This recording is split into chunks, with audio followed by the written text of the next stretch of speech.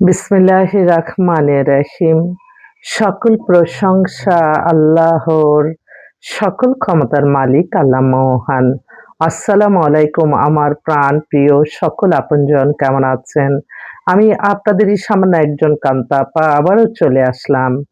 আজকে হচ্ছে ১/১২/২০২৬ সাল। আল্লাহর নামে কাজ শুরু করলাম। আমি আমার আল্লাহর ঘরে সালাম ও দোয়া পৌঁছে দিলাম।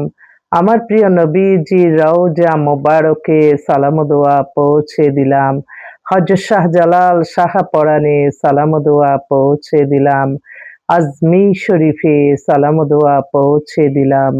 মাইজবান্ডার শরীফে সালাম ও দোয়া পৌঁছে দিলাম।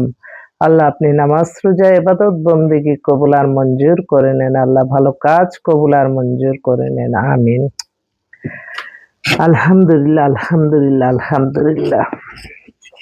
আল্লাহ মহানের কাছে হাজারো লক্ষ কোটি শুকরিয়া। আল্লাহ মহান এই ছোট্ট একটা প্রফেশনের মাধ্যমে মানুষের কল্যাণ করার তৌফিক দান করেছেন। আমাদের এই প্রতিষ্ঠানটা হচ্ছে পাত্র পাত্রীর সন্ধান দিয়ে বিয়ের ব্যবস্থা করার একটা মাধ্যম। আপনাদের অনেকের ঘরেই বিবাহযোগ্য ছেলে মেয়ে আছে। ইনশাআল্লাহ আমাদের অফিসে সরাসরি চলে আসবেন। আমাদের অফিস প্রতিদিনই খোলা, সকাল ১০টা থেকে রাত্র ১০টা পর্যন্ত। আমাদের অফিসটা হচ্ছে house number ৮, block B, main road, Banasree, Rampura. Mobile নাম্বারগুলি বলে দিচ্ছি 017118600261। ইনশাআল্লাহ আপনারা আসবেন আমাদের অফিসে, আপনাদের সেবায় ইনশাআল্লাহ আছি। আমাদের এই মুহূর্তে আসলে কালকে আমাদের নির্বাচন, জাতীয় নির্বাচন সুন্দরভাবে হবে আশা করি। তো আমি আমার অফিস কিন্তু খোলাই আছে। অফিসের স্টাফ ওরা সবাই ভোট দিয়ে আমাদের অফিসেই সবাই থাকবে। আর এটা একটা সামাজিক কাজ, যেহেতু এটা যুদ্ধ লাগলেও এই বিয়েটা কিন্তু করতে হয়। অনেকে বলছে যে আপা ভোটের দিন কি খোলা থাকবে? আমার সব দিনই খোলা আছে। কারণ আমি মনে করি এই প্রফেশনটা এমন একটা প্রফেশন, এটার দ্বারাই কিন্তু এই সমাজ সৃষ্টি হয়। বিয়ে শাদী হলে আপনার বাচ্চা কাচ্চা হবে, তারপরে আপনার একটা সমাজ হবে, পরিবার থেকে সমাজ হবে, সমাজ থেকেই দেশ হবে। তাই এই যে এই সেবাটা যাতে অব্যাহত থাকে, আমি সেজন্য সকলের কাছে দোয়া চাই। এই মুহূর্তে আমার বেশ কয়েকটা বোন ডিভোর্স চলে আসছে। তাদের জন্য আমি পাত্র আহ্বান করছি। আমার ভাইরা দেশে বিদেশে যারা আছে তারা এরকম মেয়ে খুঁজতেছে। আমি একটু বলি, মেয়েটার নাম হচ্ছে সালমা। ওর বয়স ৩৫, ৫ ফিট ৪ লম্বা, মাস্টার্স করা। ওর নিজের বিজনেস আছে। ওর নামমাত্র একটা ডিভোর্স হয়ে গেছে। উত্তরাতে বাসা। ওর জন্য একটা ভালো ছেলে চাচ্ছে। ও কিন্তু নিজেই আর্ন করে ৪-৫ লাখ টাকা মাসে। কারণ তার নিজের বিজনেস। মেয়েটা ৫ ফিট ৬ টই লম্বা, দেখতেও সুন্দর। ওর জন্য একটা ছেলে চাচ্ছে ভালো। আরেকটা বোন, ও হচ্ছে ওর দেশের বাড়ি বরিশাল। বরিশালে শুনে যে আসবে তার সাথেই বিয়ে হবে। মেয়েটা কালকেই আসলো। ৫ ফিট ৪ লম্বা, মুখ-টুখ সুন্দর, একদম ফর্সা সুন্দর। Inter pass. ও একটা ভালো একজন পাত্র খুঁজছে। ওর নাম হচ্ছে ইলা। ওর জন্য একটা ভালো ছেলে যদি থাকে আপনারা এরকম নরমাল, ও আবার এত হাই-ফাই হইতে হবে এমন কোনো কথা না। আরেকটা বোন, ওর নাম হচ্ছে সাথী। সাথী হচ্ছে আপনার ধানমন্ডিতে বাসা। ওর বয়স ৩৫, ৫ ফিট ৩ লম্বা, ফর্সা সুন্দর, নিজে একটা স্কুল পরিচালনা করে। ওর শর্ট ডিভোর্স, ওর জন্য একটা ছেলে চাচ্ছে ভালো। এছাড়া আরেকটা বোন, ও হচ্ছে কুমিল্লা, দেশে বাড়ি কুমিল্লা শহরেই থাকে। ওর একটা ডিভোর্স হয়ে গেছে, শর্ট ডিভোর্স। ওর নাম কুলসুম। ওর বয়স ৩২, ৫ ফিট ৩ লম্বা, মেয়েটা দেখতে সুন্দর। ওর জন্য একটা ছেলে চাচ্ছে। ভালো একটা ছেলে হলেই হয়। আরেকটা বোন, ওর নাম হচ্ছে তামান্না। ও যে বাবা-মার একমাত্র সন্তান। ও হচ্ছে ফার্মাসিস্ট। ওরা নারায়ণগঞ্জে ওদের বাড়ি-টাড়ি আছে। মেয়েটা পাতলা স্লিম, ৫ ফিট ৩ লম্বা, মার্জিত সুন্দর। ওর জন্য একটা ছেলে চাচ্ছে। আরেকটা বোন হচ্ছে আপনার ওর নাম হচ্ছে, ও আবার আনম্যারিড। ওর নাম হচ্ছে মিম। ওর সাভারে বাসা, ৫ ফিট ৩ লম্বা, পাতলা স্লিম। এবার অনার্স কমপ্লিট করলো। ও বলছে যদি শর্ট ডিভোর্স হয় তার কোনো আপত্তি নাই, ভালো ছেলে হলে সাভারে সেটেল। শিক্ষিত, ভালো মার্জিত। আরেকটা বোন, ওর নাম হচ্ছে আপনার স্বপ্না, ও আনম্যারিড কিন্তু ডিভোর্সে আপত্তি নাই। ওরও বয়স ধরেন ২৮, কিন্তু এই মেয়েটার লম্বাটা আবার একটু বেশি। লম্বাটা ৫ ফিট ৭, এই লম্বাটা ৫ ফিট ৭ এর মতো। তো ও আনম্যারিড। কিছু মধ্যবিত্ত পরিবারে বেশ কিছু মেয়ে আছে যারা কিনা আনম্যারিড, হয়তো তার পরিবারের দিকে তাকায় একটু নরমাল ছেলে হলেও তারা বিয়ে করে, বিয়ের জন্য এগ্রি হয়। আর পৃথিবীতে ছাড় দিতে হয়, ছাড় ছাড়া জীবনে কেউ কখনো ভালো কিছু পায় না, আমি তো দেখলাম। আরেকটা বোন চট্টগ্রামের, ও বারবার ফোন দিতেছে, ওর বয়স ৫০, ও খুব অরিড হয়ে আছে যে আপু আমার জন্য তুমি কিছু করো। তো ওর জন্য একটা ৫০ বছর, ওর জন্য একটা ভালো একটা ছেলে চাচ্ছে, দেশে বিদেশে যেমনই হোক। আরেকটা বোন, তার মা তো সারাক্ষণ খুব টেনশনের মধ্যে আছে, ও ব্যাংকে আছে, ওর বয়স ৩৫, ৫ ফিট ৩ লম্বা, ঢাকাতেই থাকে, ওর জন্য একটা ভালো ছেলে চাচ্ছে, ডিভোর্স। আরেকটা বোন হচ্ছে, ও হচ্ছে আনসারে জব করে, সরকারি চাকরি করে, ওর বয়স ৪০, নর্মাল পাত্রী, ওর যে সরকারি চাকরি করে, ওর ডিভোর্স হয়ে গেছে, ওর জন্য একটা ভালো ছেলে চাচ্ছে, সরকারি হলে ফার্স্ট চয়েস। এই হলো আমাদের মোটামুটি। আরো কিছু আছে, আমি আপনাদেরকে আসবো আবারও। আরেকটা বোন, ওর বয়স হচ্ছে ৪৮, ও বনানীতে সেটেল, ওর মা মেয়ে দুজনই খুব অস্থির হয়ে গেছে, তাড়াতাড়ি বিয়ে করবে ইনশাল্লাহ, তাদের জন্য ভালো একটা পাত্র চাচ্ছে যারা বিয়ে করবে। ওই গল্প গুজব করার জন্য আমার ভাইরা শুধু ফোন করো না রে ভাই। বাংলাদেশের মানুষ এখন অনেক অ্যাক্টিভ, এবং মেয়েরা বিশেষ করে সব দিক দিয়ে সচেতন। ওই কথা বলার জন্য কেউ চায় না, সবাই বিবাহ। আমি তো দেখতেছি যে বিয়ে ছাড়া কোনো মেয়ে আজ পর্যন্ত বলে নাই যে আপা, কোনো মেয়ে এসে বলে নাই যে আপা একটা ভালো একটা একটু কথা বলবো, কিন্তু ছেলেরা বলে।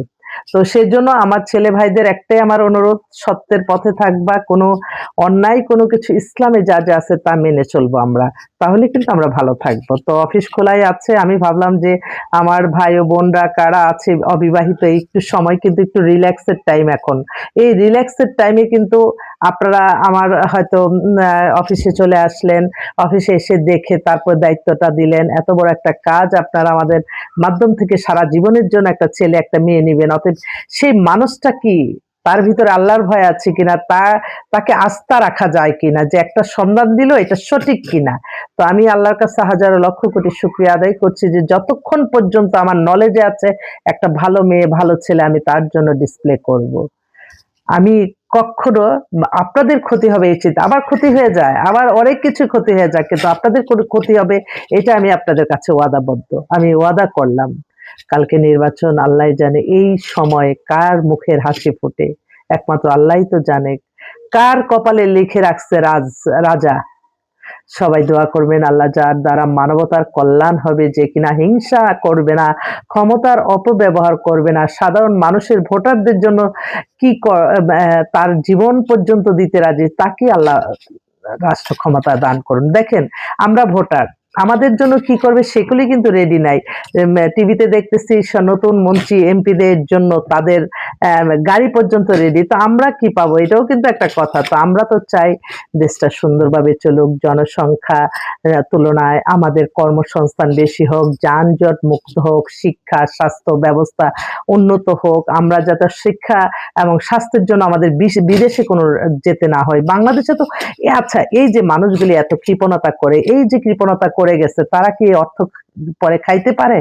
অথচ আপনারা জানেন না, আমার বাস্তব অভিজ্ঞতা, সেই ২০২৪ সালেই তো নির্বাচন হলো, নির্বাচনের আগ দিয়ে আরো নির্বাচন হলো, যার কাছে যাইতাম কোন মানুষের এক গ্লাস পানি খাওয়া তা না, এত কৃপণতা। পরে শুনি তাদের অর্থবিত্ত সব ফেলে দিয়ে তাদের চলে যাইতে হয়েছে। অতএব কৃপণতা দেখাবেন না কেউ, কৃপণতাকে আল্লাহ পছন্দ করে না।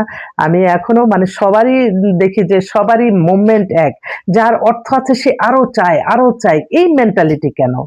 মানুষকে কেন মন খুলে ভালোবাসতে পারে না? আপনাদের জন্য তো সবার জন্যই তো রেডি আছে সবকিছু। আমাদের এই ভোটাররা আমরা ভোট দিব যে আমাদের জন্য কি রাখছেন, এটাও একটা প্রশ্ন। তো যাক, সবাই ভালো থাকুক সুন্দরভাবে, যে আল্লাহ যার দ্বারা মানবতা কল্যাণ হবে আল্লাহ তাকে ইনশাল্লাহ ক্ষমতা দান করবেন, কিন্তু আপনারা অহংকারী হবেন না। আপনার দরজার কাছে কেউ যদি যায় যে আপনার দোয়া করতে, যে আপনার জন্য দোয়া করতে আসছি, কখনোই বলবেন না যে আমার দোয়া লাগবে না। এই কথাটা যাতে কারো মুখ দিয়ে না বা হয়, কোনো আলেম ওলামা হুজুর দেখে মসজিদ মাদ্রাসা এতিমখানার মানুষকে আপনারা সাহায্য সহযোগিতা করবেন।